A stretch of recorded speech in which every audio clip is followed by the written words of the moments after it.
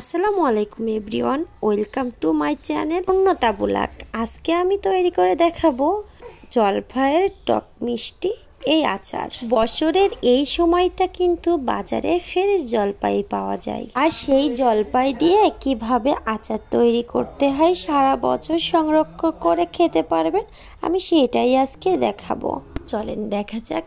আমি এখানে 1 কেজি জলপাই নিয়েছি, আর এখানে এই যে মশলা নিয়েছি 5 ফোড়ন, জিরা আর শুকনো ঝাল। এগুলো আমি ভেজে বেটে নেব শিলপাটায়। তারপর এদিকে আমি পানি গরম করে জলপাইগুলো দিয়ে দিয়েছি সিদ্ধ করার জন্য। এই তো সিদ্ধ হয়ে গেছে, উঠিয়ে নিচ্ছি। আর এখানে এই যে গোটা মশলা আমি ভেজে নেব।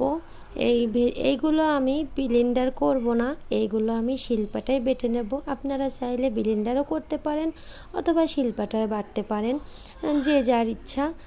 তারপর এই যে আমি এখানে কিন্তু এগুলো ভালো করে ভাজতে হবে, খেয়াল রাখবেন যেন না পুড়ে যায়। তারপর এখানে এই তো সিদ্ধ করা জলপাই ঠান্ডা হয়ে যাবে যখন, তখন আমি এইভাবে হাত দিয়ে চটকে নেব, কারণ হাত দিয়ে যত ভেঙে না নিলে এটার মধ্যে মশলা যাবে না, খেতে ভালো লাগবে না। তার জন্য আপনি হাত দিয়ে ভেঙে নেবেন। আমার সবগুলো ভাঙা হয়ে গেছে।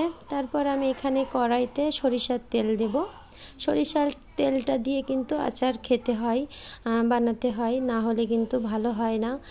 বেশিরভাগ সরিষার তেলটাই দেয়।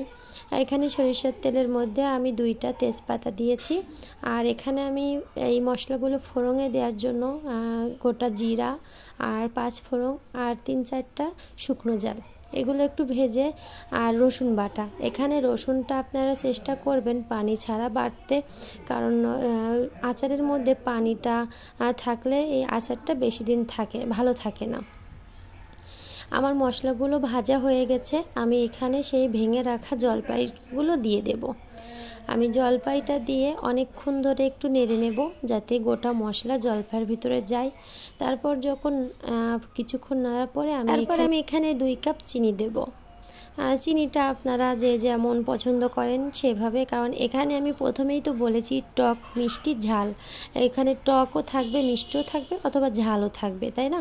এই যে চিনিটা দেওয়ার পরে কিন্তু একেবারে পাতলা হয়ে যাবে, এটার জন্য কোনো টেনশন করার কারণ নেই, কারণ চিনিটা দিলে চিনিটা গলবে, তো তার জন্য মনে হবে পানি বের হয়ে আসছে।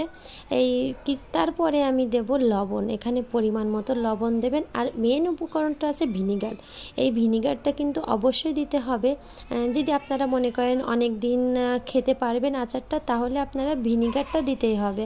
আর যদি মনে করেন আমি অল্প করে আচার বানাবো, তাহলে তাতে ভিনিগার দেওয়ার কোনো প্রশ্নই আসে না। তারপর এখানে এই যে ভেজে রাখা যে মশলাটা আমি দেখিয়েছিলাম, সেটা আমি শিলপাটায় গুঁড়ো করে আমি দিয়ে দেব। এই যে সবগুলো মশলা এখানে দেওয়া হয়ে গেছে, আর এই যে আমার আচারটা প্রায় কিন্তু শেষের দিকে, কারণ এখনই কিন্তু হয়ে আসছে আচারটা। দেখছেন কালারটাও কিন্তু চেঞ্জ হয়ে গেছে আমার। এইভাবে কিন্তু আপনারা সারা বছর চাইলে খেতে পারবেন, সংরক্ষণ করতে পারবেন।